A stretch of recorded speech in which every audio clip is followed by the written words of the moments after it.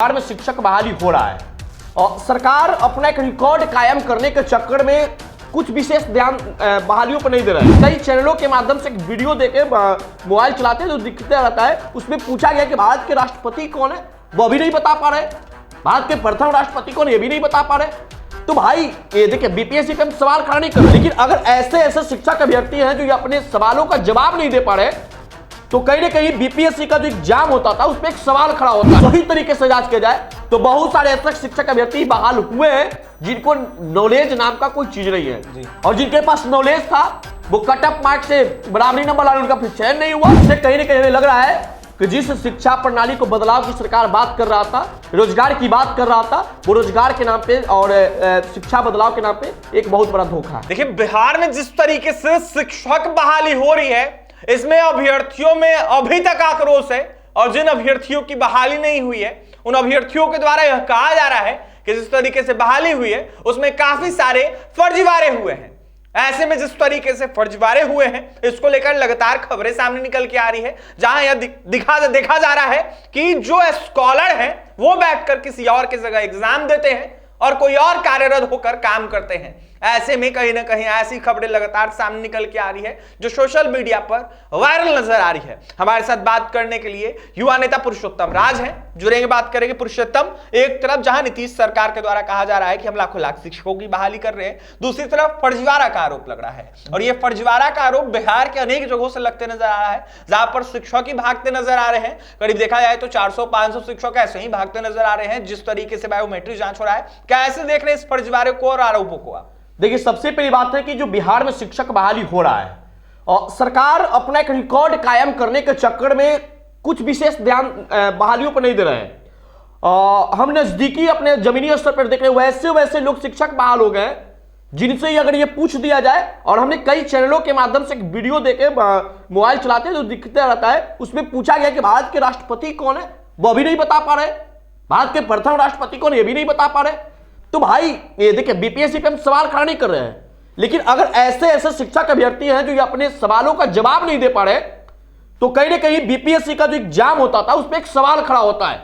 इसमें no doubt सवाल खड़ा होता है कि आपने कैसा एग्जाम दिया। और बिहार का बदनामी बिहार में नहीं बल्कि अन्य देशों में भी हो रहा है, अन्य राज्यों में भी हो रहा है कि भाई बिहार का बीपीएससी बोर्ड इस प्रकार से एग्जाम लेके जिसको देश के प्रथम राष्ट्रपति का नाम नहीं मालूम है, देश का प्रथम राष्ट्रपति कौन थे इंग्लिश में अगर पूछ दिया वो भी नहीं मालूम है। तो कहीं ना कहीं, और ये फर्जीवाड़ा के मैंने कई चैनलों के माध्यम से रिपोर्ट देखा कि लोग स्कॉलर बैठ के एग्जाम दे रहे हैं। तो अब मान लीजिए कि हम टैलेंटेड नहीं है, हमारी जगह कोई दूसरे टैलेंटेड व्यक्ति एग्जाम दे रहा है और मेरा रिजल्ट आया, शिक्षक हो जा रहा है, तो कैसे पढ़ा पाएंगे स्कूल में हम? फिर तो जिस विद्यालय सुधार की शिक्षा की बात करते वो तो नहीं हो पाएगा ना जी। बिहार के युवाओं को भविष्य के साथ खिलवाड़ हो रहा है, और ये सरकार रिकॉर्ड कायम करना चाहता है कि हम जो वादा की 1 लाख नौकरी 2 लाख नौकरी वो देते हैं जी। अगर इसको सही तरीके से जांच किया जाए तो बहुत सारे ऐसे शिक्षक अभ्यर्थी बहाल हुए हैं जिनको नॉलेज नाम का कोई चीज नहीं है जी। और जिनके पास नॉलेज था वो कट ऑफ मार्क से बराबरी नंबर लाने उनका फिर चयन नहीं हुआ। और खास तौर पर देखा जाए तो ये तमाम शिक्षक बहाली को अगर देखते हैं या बिहार की कोई भी सरकारी नौकरी की बात करते हैं तो मैं सवर्ण की बात अवश्य करता हूं। सवर्णों के साथ बहुत बड़ा धोखा हुआ है सभी शिक्षक बहाली में। अभी विधानसभा सचिवालय का बहाली आया, उसमें देखिए हमको 10% आरक्षण का लाभ मिला है जी। 10% के हिसाब से 180 विधानसभा सचिवालय का बहाली आया, तो विभिन्न पदों पे उसमें 18 कम से कम मिला होना चाहिए था, जिसमें से मात्र 11 है जी। तो खास तौर पे सरकार का एक एजेंडा चल रहा है मेरे समाज के विरोध में, और बीपीएससी शिक्षक जो बहाली इस प्रकार का हुआ है और शिक्षकों से जो सवाल जवाब अपने मीडिया के माध्यम से, आप सबों के माध्यम से जो हम तक पहुंच रहा है, इससे कहीं ना कहीं हमें लग रहा है कि जिस शिक्षा प्रणाली को बदलाव की सरकार बात कर रहा था, रोजगार की बात कर रहा था, वो रोजगार के नाम पे और शिक्षा बदलाव के नाम पे एक बहुत बड़ा धोखा है, ठगा गया है अभ्यर्थियों। हाँ, निश्चित रूप से ठगा गया है जी। अब शिक्षकों के अभ्यर्थियों में आक्रोश किस बात का? आपने रोजगार बांटा, लोग को क्या चाहिए? रोजगार चाहिए। आपने रोजगार दिया, आपने सर्टिफिकेट दिया, फिर भी लोगों के अंदर आक्रोश है जी। तो उसका आक्रोश को तो आप समझिएगा भाई कि उसका आक्रोश का मतलब क्या है। अच्छा पुरुषोत्तम, फर्स्ट फेज की बहाली में भाषा विषय की अर्हता को मान्यता दी गई थी, ऐसे में सेकंड फेज की बहाली में सीधा उसका उलटफेर कर दिया गया, भाषा विषय की अर्हता को ही खत्म कर दिया गया। देखिए, पिछला बार जो बहाली हुआ था ना, उसमें वैसे विद्यार्थियों को भी चयन किया गया था, उससे विद्यार्थी को भी मौका दिया गया था जो सीटेट फिलहाल पास किए हैं जी। इस बार क्या किया कि बहाली उनका दिया ही नहीं गया जी। मतलब सेंटअप विद्यार्थियों को मौका नहीं मिला है। बहुत सारे फर्जीवाड़ा बीपीएससी शिक्षक चयन में हुआ है, इसमें नो डाउट। और अभ्यर्थियों के अंदर आक्रोश है।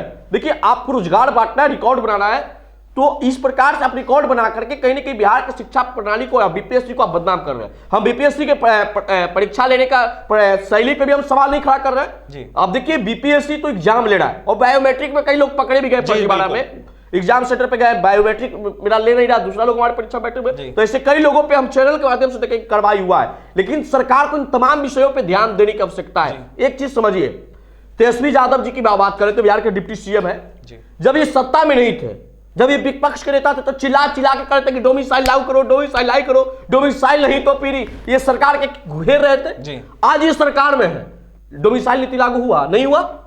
बाहरी अभ्यर्थी बाहर यहां बिहार में बेरोजगार लोग हैं, अब बाहर के लोगों को रोजगार बांटा जा रहा है।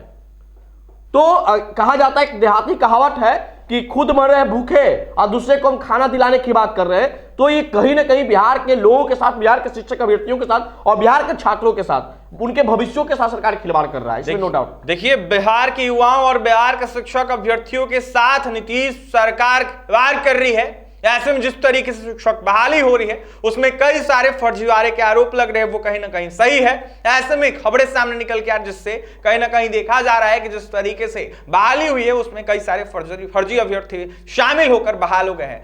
युवा नेता पुरुषोत्तम राज थे, क्या कुछ कहते शिक्षक बहाली को लेकर आपने सुना है, जमकर नीतीश सरकार पर निशाना साधे थे। और भी तमाम खबरों के लिए NBC 24 के साथ बने रहे। इस वीडियो को ज्यादा से ज्यादा शेयर करें, हमारे चैनल को सब्सक्राइब करें, पेज को लाइक करें। बहुत बहुत धन्यवाद।